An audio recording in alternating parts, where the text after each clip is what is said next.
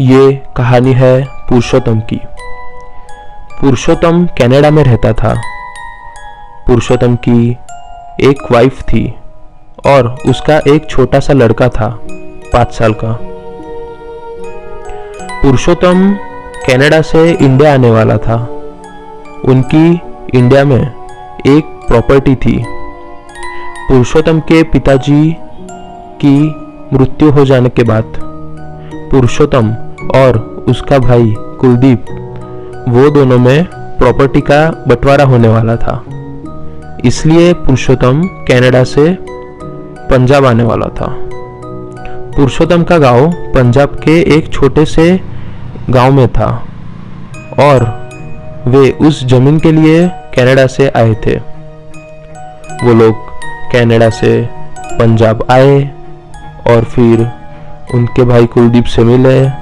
दोनों ने बहुत सारी बातें वगैरह की, खाना खाया, रात का डिनर किया और फिर वो दूसरे दिन लॉयर के पास गए और दोनों ने एक दूसरे की जमीन ली।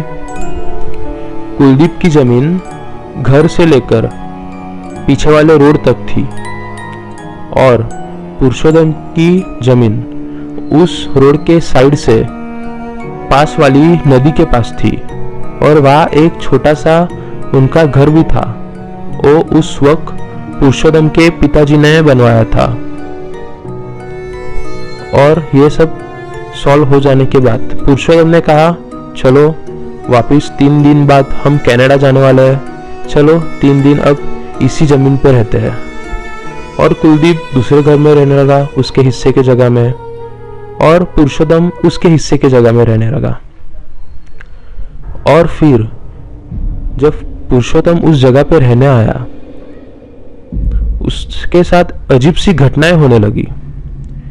एक दिन पुरुषोत्तम रात को 2 बजे उठा, तब दरवाजे के पास कोई आवाज दे रहा था, दस्तक दे रहा था।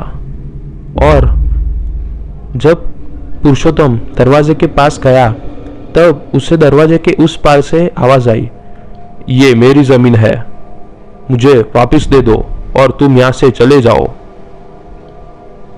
फिर पुरुषोत्तम ने दरवाजा खोला और देखा ये कौन है, लेकिन बाहर कोई नहीं था।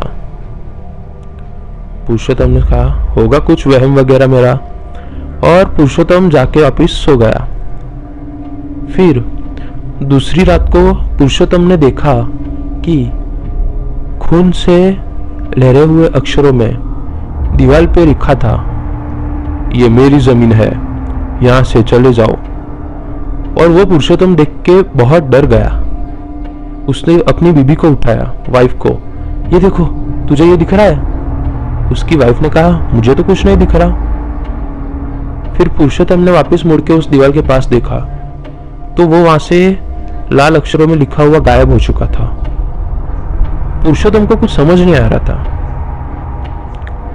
फिर आखिरी रात थी। उस वक्त पुरुषोत्तम की वाइफ रात को 11 बजे अपने बेडरूम की तरफ आ रही थी। तब उसने देखा एक अजीब सा साया, जिसका मुंह हमें नहीं दिख रहा था, उसकी सिर्फ बॉडी दिख रही थी। उसके पाँव उल्टे थे और वो स्टेप से, जीने से उल्टे पाँव नीचे उतर रही थी। ये देख के पुरुषोत्तम की वाइफ बहुत डर गई और चिल्लाने लगी जोर से, यहाँ पे कुछ है, यहाँ पे कुछ है। जैसे पुरुषोत्तम वहां आया, वो साया वहां से गायब हो चुका था।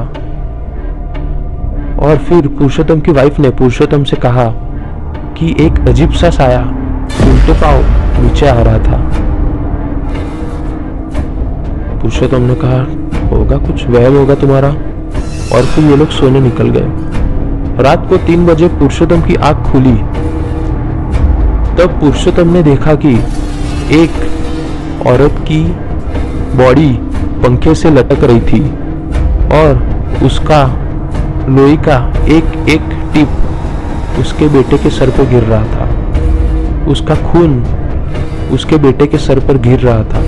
ये देख के पुरुषोत्तम बहुत डर गया और जोर से चिल्लाने लगा, ए जाओ यहाँ से, और बहुत गुस्से में आ गया।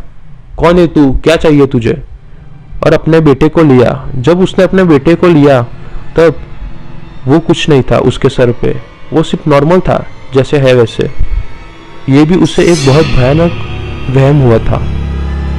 पुरुषोत्तम ने कहा, ये मेरे साथ क्या हो रहा है, मुझे इतनी तकलीफ क्यों हो रही है, पहले तो मेरे साथ ऐसा कभी नहीं हुआ, ये यहाँ आने के बाद ही ऐसा क्यों होने लगा है। फिर पुरुषोत्तम के 3 दिन हो चुके थे, चौथे दिन वो वापस कनाडा के लिए निकलने वाला था। तब पुरुषोत्तम वहाँ के एक महाराज के पास गया और महाराज से कहा, मैं अभी अभी आया हूँ इस घर में और मेरे साथ बहुत अनहोनी होने लगी है।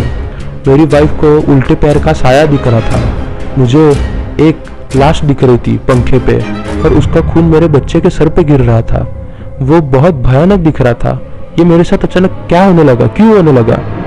तब वो महाराज ने कहा, तुम जिस जमीन पे रह रहे हो वो जमीन पुरुषोत्तम के पिताजी की बहन की थी, लेकिन तुम्हारे पिताजी ने वो हड़प ली थी और तुम्हारी बहन कुंवारी थी, उसका कोई नहीं था। वो जमीन हड़पने के बाद तुम्हारे पिताजी की बहन के पास कुछ नहीं बचा था, इसलिए उसने उस जगह पर ही जहर पी के अपनी जान दे दी थी और ये गांव वालों को पता न चले, इसलिए तुम्हारे पिताजी ने उसे उसी जमीन पर गाड़ दिया था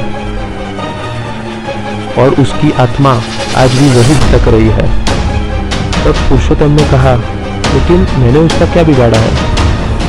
पुरुषोत्तम की ये बात सुनकर महाराज ने कहा, बेटा तुमने उसका कुछ नहीं बिगाड़ा, इसलिए उसने भी तुम्हें कोई तकलीफ नहीं दी। वो सिर्फ इतना चाहती है कि उस जगह पर कोई ना रहे, वो जगह सिर्फ मेरी है, तुम वहाँ से चले जाओ। वो तुम्हें वहाँ से सिर्फ भगाना चाहती है। उसने तुम्हारी बीवी को, अपने बच्चे को या तुम्हें सिर्फ डराया है, तुम्हें कुछ नुकसान नहीं पहुँचाया है। पुरुषोत्तम ने कहा, हाँ उसने मुझे कुछ नुकसान नहीं पहुँचाया, सिर्फ मुझे डराया है।